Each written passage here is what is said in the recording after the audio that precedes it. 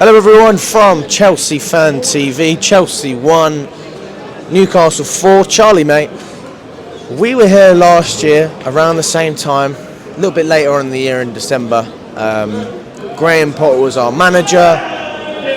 Terrible performance, and we were so glad we went into the international break just to get away from all of this. And this year it's very different. You know, we came going into the international break after the Tottenham game, the Man City game. There was hope, there was a bit of progress, and certainly you could argue there were some results.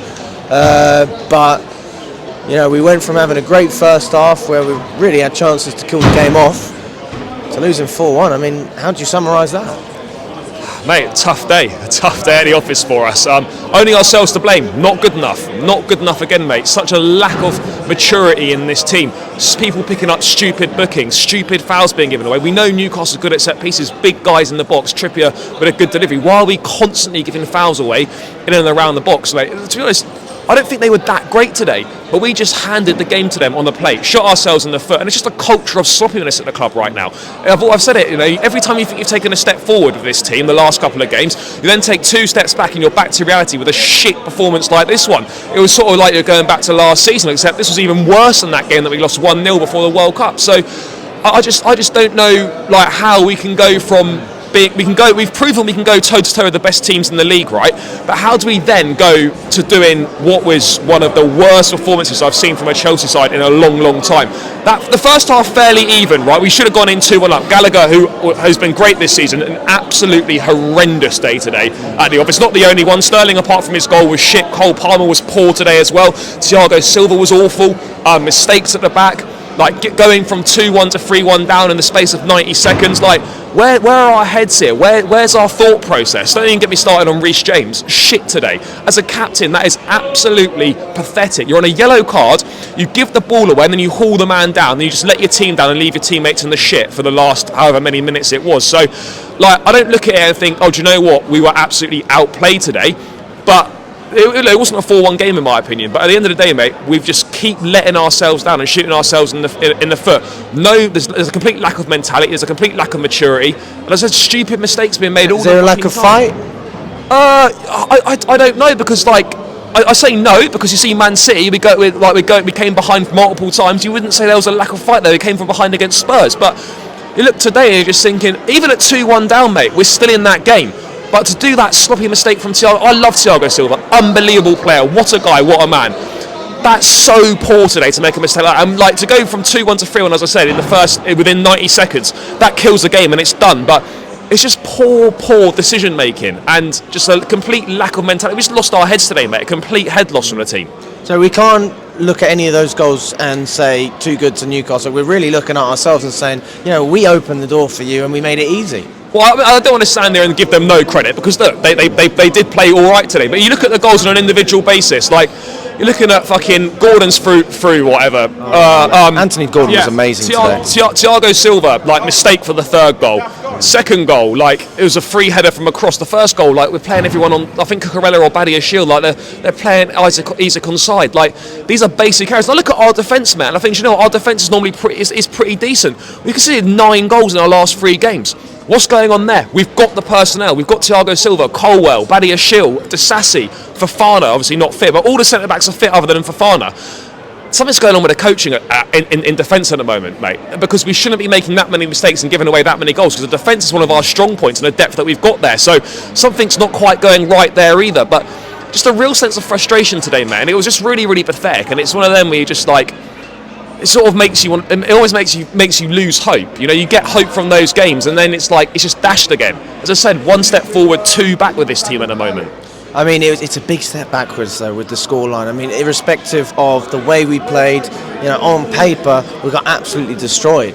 Oh, it did, yeah. It's humiliating, mate. Absolutely humiliating today. You know, for the fans that make the journey up, it's a fucking long way up here. It's a fucking load of money. And look, I understand you're not going to see a great game from your team every time. But come on, that was embarrassing today in parts. It was really awful, like back to the dark days of last season, as I was saying. And I don't know what we could have done different. Like we had a few chances. We had a few chances, not that many chances. We're being brutally honest. Raheem Sterling free kick. Conor Gallagher should have done better. But ultimately, mate, it was It was just fucking poor today. Like so much better, and like we had chances in that game to go 2-1 up in the break. Gallagher has to score that. Too many players today didn't turn up. Cole Palmer, shit, as I said. Gallagher, shit. Silva, shit. Like Reece James, dog shit. Like you can't have that many of your key players not performing to a level you expect in a game and expect to win. It just doesn't work like that, unfortunately. So it's massively back to the drawing board here, and you feel that all the progress we've made over the last couple of weeks before the break has now almost been undone, and we're having to start again. And you look at Brighton winning today, you look at West Ham winning today, and we're losing ground on the teams above us. I said, like, we need to start stringing a run of wins together. Like, I don't want to say after 13 games Champions League's gone, but you know, it's looking that way, mate. It's looking that way because we've got so much inconsistency in this side. One week we're unbelievable, the next week we're complete and utter shit.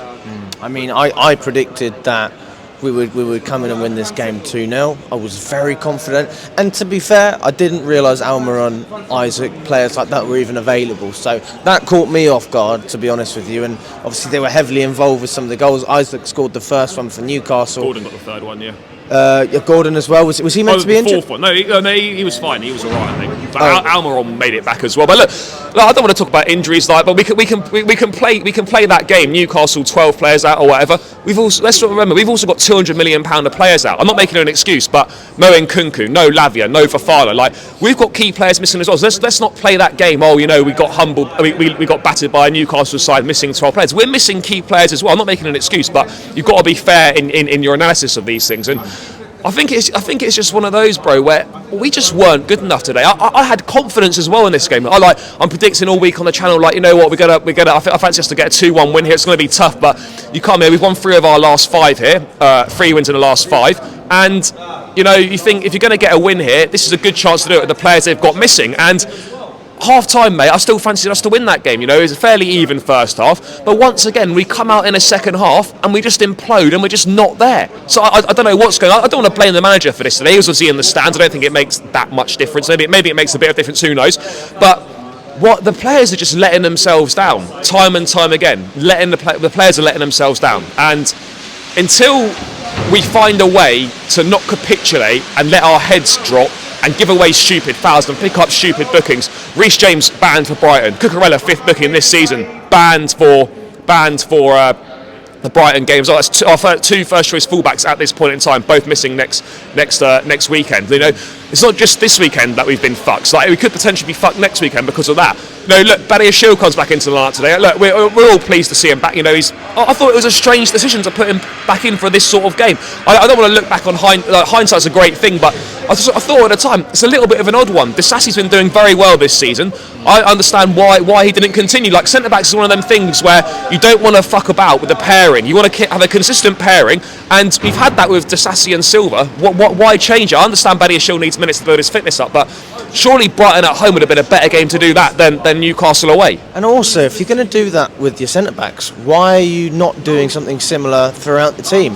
For example, I was a big advocate of Mudryk starting this game, and we can obviously talk about the goal he scored, but it was a poor performance from him as well. Sterling was poor today, other than the goal, but you can't. I'm a big Mudryk man, but you can't. I couldn't make a legitimate reason for him to start over Sterling, given Sterling's performances in the last couple of games. But look, I don't have too much issue with the team selection, other than maybe Badiashile. I'm just not really sure what the thinking was in that situation, but it's just a massive sense of frustration. You just feel massively let down when you make these big trips up there, and it's just like the team just weren't at it today. We weren't there, and we were piss poor, mate. And it's just back to the drawing board, and you just worry about where this side's going. You know, we're 13 games in now. I don't know if we've dropped into the bottom half of the table or not. I don't know. You know, when you're looking out for West Ham and Crystal Palace results to see to sort of back yourself to stay in the top half, you know it's not going particularly well. But look, we've got more games coming up. The games are coming thick and fast. We don't have to wait too long to try and put this right. But I do worry about this team and sort of where we're going, because you get a bit of confidence and then it's just shot straight back down and you're back to reality again. You don't really know where this team's at. It's just inconsistent as fuck right now. And this is something not particularly football related, but I think it's important for people to realise. I'm actually freezing, mate. My hands, oh my God, it's ridiculous. And I was lucky I managed to get up here quite cheap. But I would love you to, I mean, if you're comfortable sharing, how much money did you spend coming up to Newcastle? And can you justify spending that money watching what you saw today? Mate, to be fair, I knew I was coming a little bit before, so the train weren't too bad. But still over £100, or just about £100 to get there and back. Yeah, it's not them. You do it for the team, but I don't think it's the thing that people don't realise, that like what fans do to follow their side, and like you just feel we've been massively let down. I'm not saying that we should be refunded or anything, but do you know what I mean? Like, it's just one of them where sometimes you question why you do it, because when you make trips like this and you have performances like that and see your team humiliated and you've got to go like 3 hours back to London on the train and it's cold as fuck, you sort of wonder why you do it all. But because you love the team, you just keep coming in the hope that this is going to get better. And I keep saying this will get better and we've got a lot of room for improvement, but when you put in performances like that, even for a positive person like myself, I sort of find it hard to see kind of where some consistency and consistent good performances come from. But you know, we've got games coming thick and fast. We're still playing teams above us in the next few games, so let's kind of wait and see what happens. But yeah, massively disappointing today and embarrassing, humiliated up here. Thank you, mate. Cheers, mate. Pleasure. Mate.